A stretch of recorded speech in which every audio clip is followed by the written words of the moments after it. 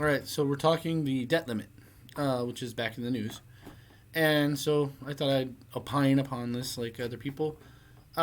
This is, I believe, the whole debt limit is a relic of this event, which is when the federal government of the United States decided they were going to. I mean, the audacity of this. The president signs something, and everybody has to turn in gold that they have. Like, really?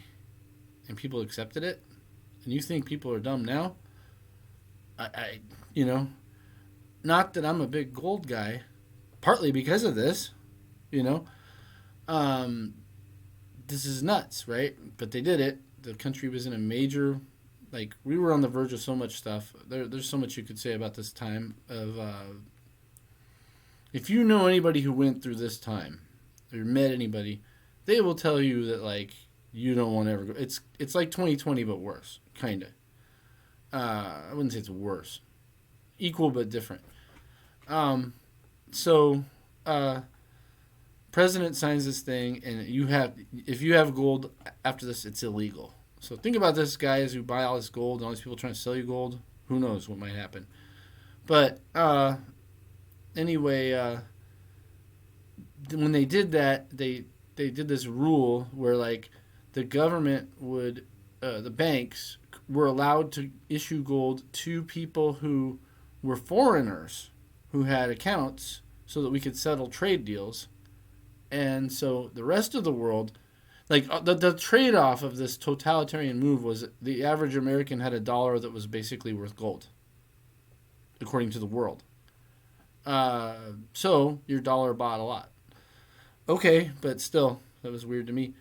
And I'm kind of socialist, but yeah, FDR, I don't know. Um, the so like that goes on, and then we get to the point of Nixon in the Vietnam War, and our debt was just so much, and France wanted gold. Like they wanted gold. They were tired of getting dollars for their dollars. They were turning in their dollars for gold, and it got to be so much, like emptying out Fort Knox or whatever, that Nixon goes, well, you know what? You're not getting anything. There ain't no gold window. All right, and that kind of shook the world, and the inflation raged, and the dollar got weaker. But it was still pretty much it was so big that like they couldn't get rid of it. That's kind of like the problem for the rest of the world. Some people think that this is the end of it. I hear it all the time.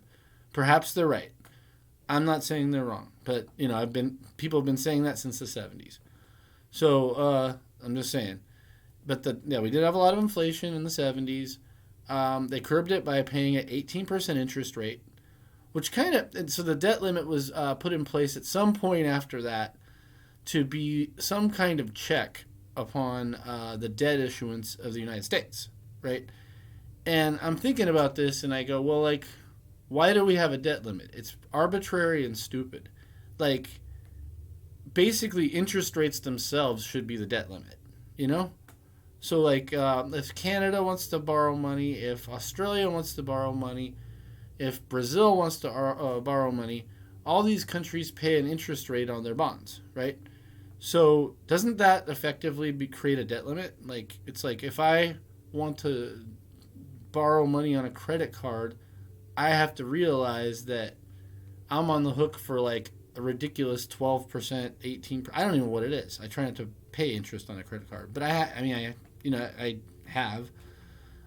had a 19% car loan at one point when I was very young, but yeah, I mean, so I understand interest rates very well, and I got a very low interest rate in where I live. So so I know how to use debt as a blessing instead of a curse, but the debt limit should basically just be the interest rates themselves. Like, why do we have one? I guess that's the conclusion I've come to today, listening to this debate after so many years. And, like, the liberals think that there shouldn't be a debt limit, and the Republicans say, well, if you get rid of it, they'll spend too much. But the interest rate markets can just take care of that. Am I missing something? Let me know.